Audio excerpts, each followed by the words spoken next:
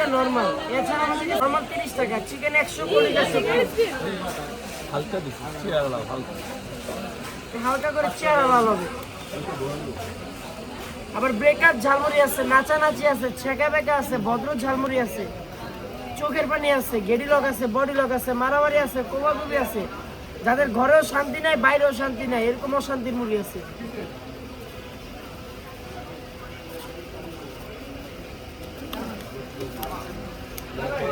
আজান শুনতুন তার ভালো লাগে না।